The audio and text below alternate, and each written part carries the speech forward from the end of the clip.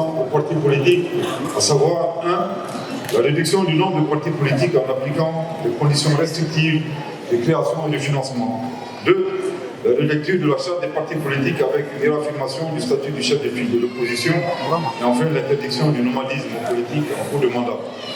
La phase nationale des concertations de Bamako, les 28 et 29 avril 2025, intervient après la consultation des partis politiques et des organisations de la société civile, et la consultation des forces vives de la nation dans nos régions, dans le district de Bamako et dans les missions diplomatiques et consulaires.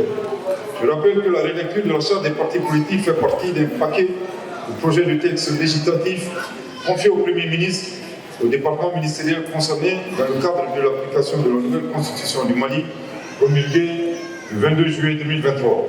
À cet effet, pour soutenir l'action du gouvernement, le président de la transition chef de l'État a mis en place en 2023 un comité technique comprenant le secrétariat général du gouvernement et tous les départements ministériels concernés, dénommé le comité de relecture des lois d'application de la Constitution qui a clos ses travaux le 12 février 2024 sans pourtant recevoir le projet de loi relatif à la relecture de la charte des partis politiques.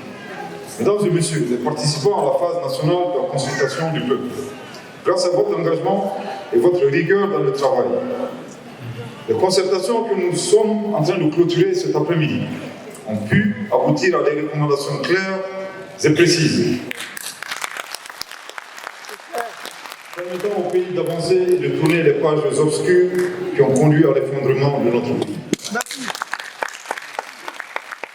C'est le lieu de saluer les actions de nos vaillantes forces armées de sécurité qui ont permis d'améliorer substantiellement la situation sécuritaire.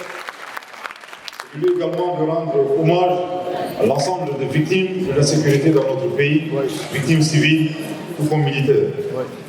Monsieur le ministre délégué auprès du Premier ministre chargé des réformes politiques et du soutien au processus électoral, mesdames et messieurs les membres du gouvernement, mesdames et messieurs les autorités de légitimité traditionnelles, autorités religieuses, mesdames et messieurs, j'ai écouté avec beaucoup d'attention les recommandations issues des 2 jours de travaux au titre de la phase nationale de la consultation des forces vives de notre nation et des Maliens établis à l'extérieur. Je remercie également les participants et les félicite bien entendu pour les résultats de qualité obtenus en si peu de temps. Je tiens enfin à féliciter M. le ministre délégué et l'ensemble de la commission d'organisation. Je prends l'engagement de transmettre au président de la transition, chef de l'État, son excellence le général d'armée de l'État, les recommandations adoptées par vos assises. Le gouvernement, quant à lui, ne ménagera aucun effort sur la haute autorité du chef de l'État de prendre les dispositions nécessaires pour répondre aux attentes du peuple.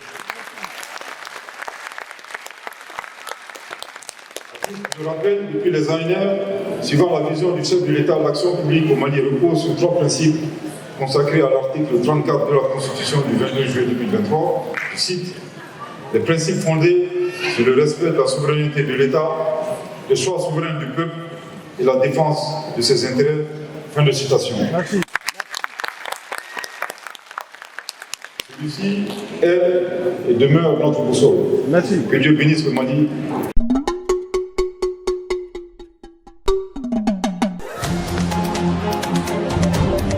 Soudou Baba Info, revue de la semaine. Doudou Baba.